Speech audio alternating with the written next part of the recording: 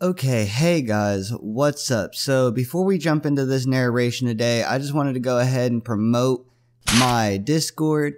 If you guys want to be part of my community on Discord, be sure to check the link down in the description below, as well as the link that'll be in the pinned comment.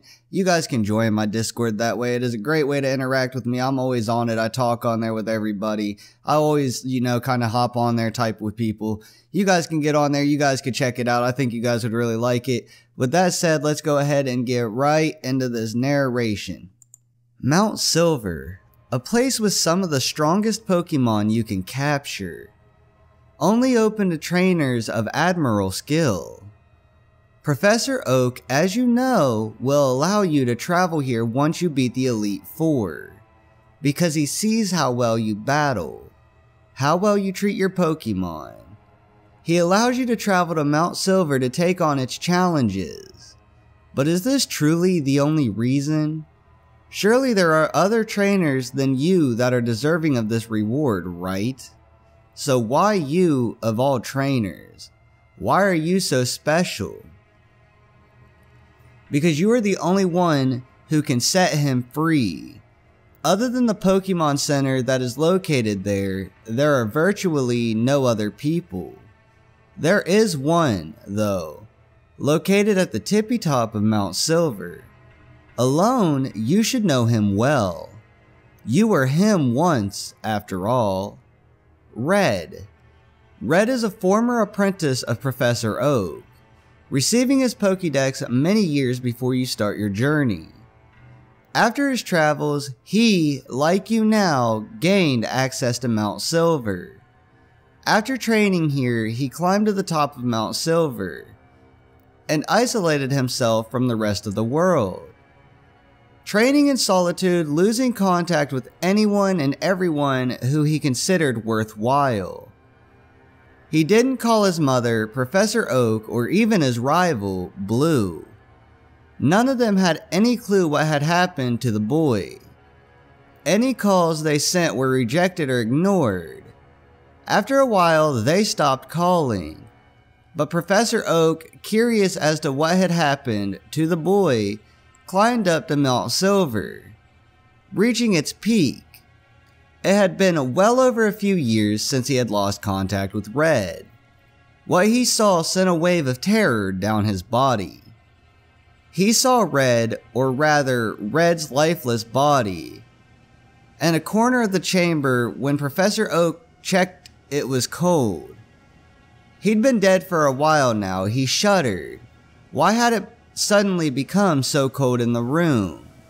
He turned around, jumping backwards in surprise.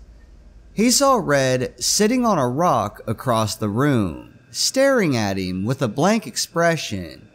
His amber eyes were dull and red lines had formed under his eyes. He had been crying. With this, the Oak turned to the body to Red, to the body to Red. How? How could they both be Red? Red continued to stare at him, and Oak could only stare back and show in terror. He watched as Red removed something from around his waist, and Oak recognized it as a Pokeball. It looked aged though, cracked in places.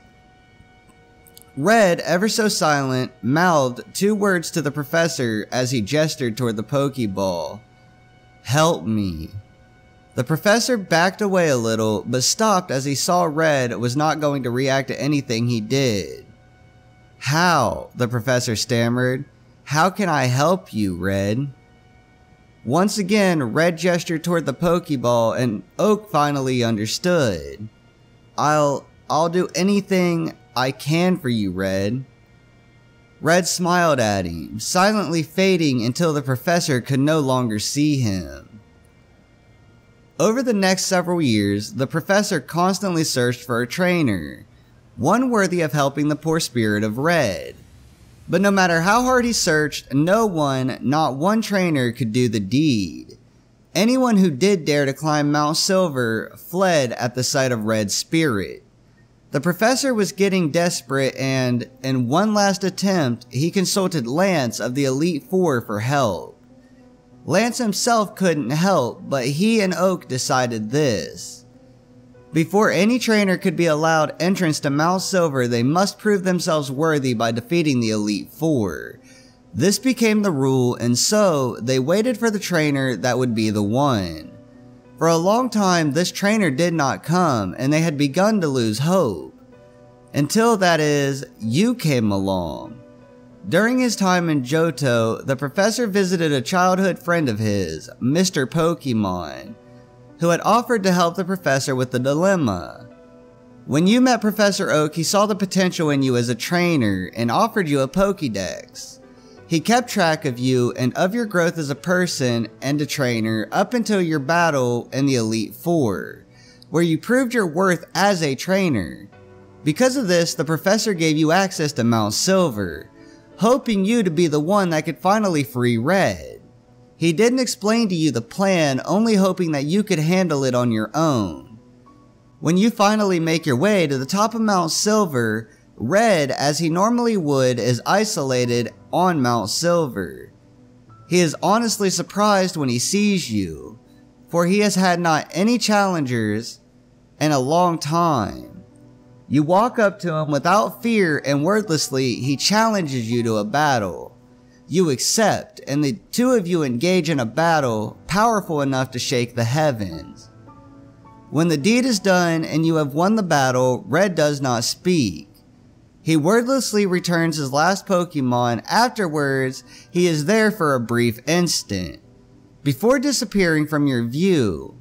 And he is no longer there. When you look, the body is gone as well. You stare at the place where he disappeared, and though you couldn't be sure, you thought you had seen a faint smile forming on Red's face upon his defeat. Red had one last unspoken reply for you, his savior who had freed him from this world at last. Thank you. Alright guys, I hope you guys have enjoyed this video. If you guys have, be sure to drop a like, hit that subscribe button down below.